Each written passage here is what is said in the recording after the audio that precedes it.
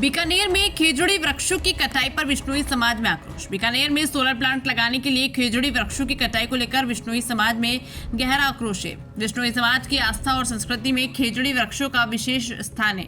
इनकी कटाई से समाज में रोष व्याप्त हो गया। इस मुद्दे को लेकर रातनाड़ा स्थित विश्नोई धर्मशाला में समाज के प्रमुख लोगों और धर्म गुरुओं की उपस्थिति में एक विरोध सभा का आयोजन किया गया। इस सभा की अध्यक्षता विश्नोई धर्म के संत स्वामी भागीरथ दास जी शास्त्री ने की, जबकि उनके साथ रामाचार्य लाला दास धावा भी शामिल थे। सभा में पर्यावरण प्रेमी परसराम एसके विश्नोई, रामनिवास बुद्धनगर, रामपाल भवाद, नेताराम और भंवर लाल जैसे समाज के अन्य प्रमुख लोग भी उपस्थित रहे। सभा में वक्ताओं ने खेजड़ी वृक्षों की कटाई पर चिंता व्यक्त की और इसे समाज की संस्कृति पर हमला बताया। उन्होंने कहा कि खेजड़ी वृक्ष केवल पर्यावरण ही नहीं बल्कि विश्नोई समाज की पहचान का भी प्रतीक है। समाज ने प्रशासन से मांग की है कि खेजड़ी वृक्षों की कटाई तुरंत रोकी जाए और पर्यावरण संरक्षण के प्रति संवेदनशीलता दिखाई जाए। विश्नोई समाज के सदस्यों ने प्रशासन को चेतावनी दी है कि यदि उनकी मांगों को नजरअंदाज किया गया तो वे बड़े पैमाने पर विरोध प्रदर्शन करने के लिए बाध्य होंगे। विश्नोई धर्मगुरुओं का बयान। सभा के दौरान विश्नोई धर्म के संतों ने कहा कि खेजड़ी वृक्षों की सुरक्षा के लिए समाज हर संभव प्रयास करेगा। उन्होंने कहा कि खेजड़ी न केवल पर्यावरण संरक्षण में सहायक है बल्कि समाज के धार्मिक और सांस्कृतिक महत्व का भी प्रतिनिधित्व करती है। जोधपुर से हनुमान सिंह राजपुरोहित की खास रिपोर्ट। पिछले 4 महीने से बीकानेर कलेक्ट्रेट के बाहर पर्यावरण प्रेमियों द्वारा खेजड़ी को बचाने के लिए एक आंदोलन चल रहा है। उस आंदोलन में बार बार सरकार को ज्ञापन दिए, पूरे राजस्थान में संभाग स्तर से लेके ब्लॉक स्तर तक ज्ञापन दिए और पर्यावरण प्रेमियों ने एक ही मांग रखी कि किसी भी प्रकार से सौर ऊर्जा भले ही लगाए लेकिन विनाश के नाम पे, विकास के नाम पे विनाश नहीं किया जाए। किंतु सरकार के कान पे जूं नहीं रेंग रही है।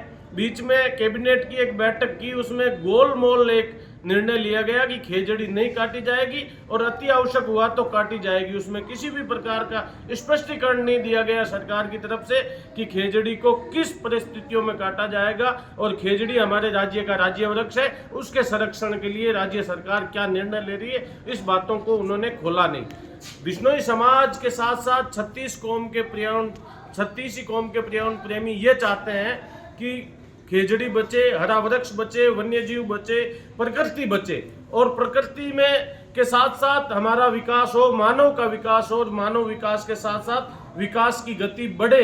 किंतु जिस प्रकार से सौर ऊर्जा और ग्रीन एनर्जी के नाम पे हरियाली को काट के और ये सौर ऊर्जा का जाल बिछाया जा रहा है और खेजड़ियों को काटा जा रहा है, इसके विरुद्ध में 10 नवंबर को राशीसर जो नेशनल हाईवे हमारा, वहाँ पे तमाम प्रदेश के लोग हैं वो धरना देंगे, सरकार को जगाने का काम करेंगे। अगर सरकार उचित निर्णय लेगी तो ठीक है, नहीं तो उस दिन से वहाँ अनिश्चितकालीन के लिए धरना चलेगा। जब तक कोई ठोस निर्णय नहीं हो तब तक हम वहाँ धरना और आंदोलन करेंगे संतों के सानिध्य में। आपके अंदर भी दिया था और शिकार प्रकरण में भी बार बार सैकड़ों बार धरना प्रदर्शन, हजारों बार ज्ञापन दे चुके हैं। सरकार कई आई बदलती गई, पर हमारी पर्यावरण और जीव जंतु के लिए जो मांगे हैं उनको कभी सरकार ने गंभीरतापूर्वक विचार नहीं किया। इसलिए इस बार अब लंबी आर पार की लड़ाई समाज लड़ेगी और ये कोई समाज या व्यक्ति विशेष की लड़ाई नहीं है, समस्त 36 कौम के लिए, पर्यावरण सबके लिए काम आने वाला, ऑक्सीजन सबके लिए काम आने वाले और जो जीव जंतु है आने वाली पीढ़ी क्या देखेगी जब उनका शिकार हो जाएगा। हम तो प्रकृति के लिए लड़ रहे हैं और जो ये हमारी समाज है पूरी प्रकृति के लड़ रही है।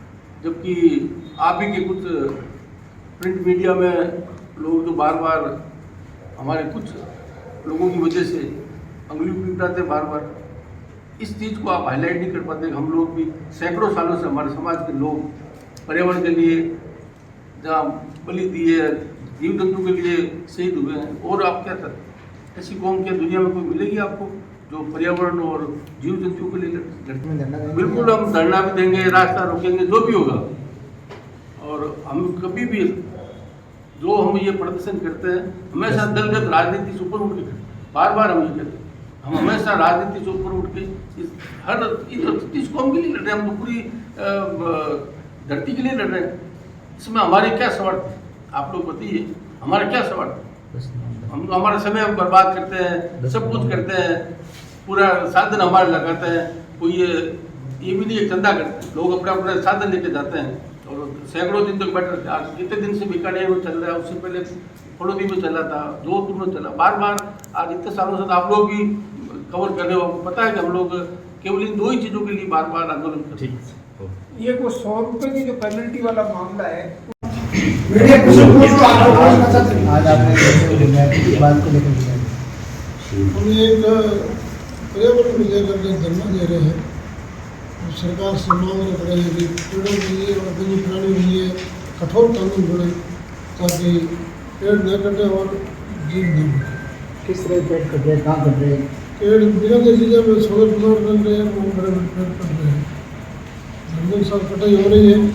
उसको रोकने के लिए हमने काफ़ी प्रयास किया, लेकिन प्रशासन कह रहे हैं हमारे पास कानून नहीं है। एक खेजड़ी को काटने से 100 रुपये जुर्माना, और तो 100 रुपये कोई भी दे सकता है। इसलिए सरकार से मांग कर रहे हैं कि ये कानून बना था 1955 में, उस समय एक पेड़ कटने पर 100 रुपये जुर्माना था।